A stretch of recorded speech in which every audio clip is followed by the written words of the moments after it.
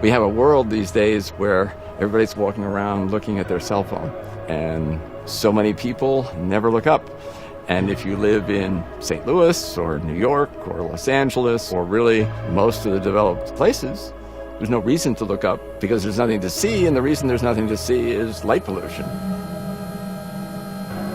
Within a generation or two of the invention of the light bulb, people lost touch with the stories, the cultural connections, and also the utilitarian uses that the night sky provides us. I mean, it ruled our lives. And now we're looking at somewhere around 80% of the US population not being able to see the Milky Way where they live.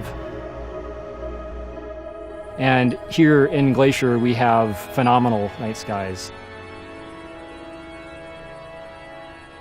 We have 3 million people that come to this park, and this is our chance to showcase something that people have lost touch with and reconnect them. You know, the people who created the national parks, I don't think they gave a thought to the issue of preserving the skies.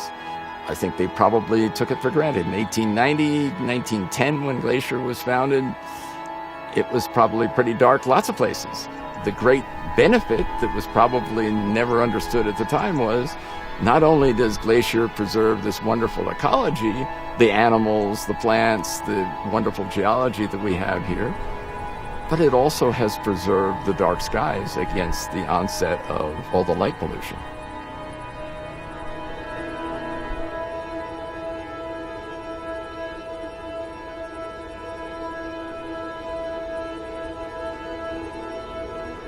Waterton Glacier, it's an international peace park.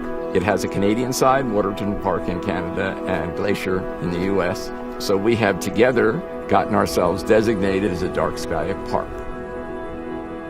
It's a lot of work to pursue a dark skies designation. One of the first steps you have to do is identify what type of light resources you have, where they're located, how many you have. I used what's called a sky quality meter, and it's a little box that takes a measurement of how dark the sky is. Myself and other people working on this project would go out and take different measurements around the park. We already knew that we had pretty dark skies, having spent time here, but proving that we don't have extreme amounts of light pollution coming in from different points. And so going to different parts of the park and showing that those areas still have dark skies. Dark skies are important ecologically. There are animals, even plants, that rely on dark skies in order to reproduce, in order to hunt, in order to survive. And there's growing evidence that dark skies also impact us and our own health. And so for all those reasons, preserving dark skies is valuable, is important, it's a worthy cause. The unique thing about light sky pollution is that it's extremely reversible. Fixing light pollution really shouldn't be that hard because all the light that goes up is waste. Doesn't do anybody any good. Nobody has any economic value out of the light that goes up. So everybody ought to be perfectly happy to have the lights shine down instead of up. It was my responsibility to identify places where we had this unnecessary light pollution and then to choose fixtures that we could replace those lights with that met historical and dark sky needs. Nice. Well done. We also are required as part of the IDA designation to do a certain amount of interpretive programming related to the night skies. We call it half the park happens after dark. And that is expanding the whole tourist experience to say, don't go to sleep, it's just beginning. Go out and lay down in a meadow and look up and see what you find. It's going to be fantastic.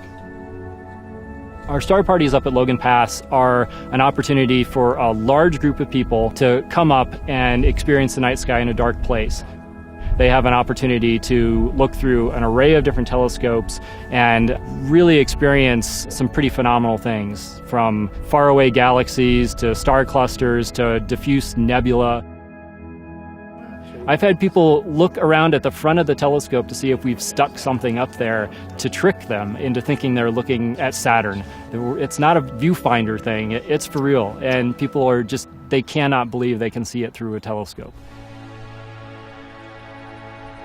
I don't think you can help If you stand out on a dark sky night or lie on a blanket in a meadow and look up and you see the Milky Way, you see this vast expanse, you can't help but feel humble, I hope. Our little solar system in a galaxy among billions of galaxies. It would be kind of, too bad if our inability to see the stars would prevent us as a civilization from reaching for them.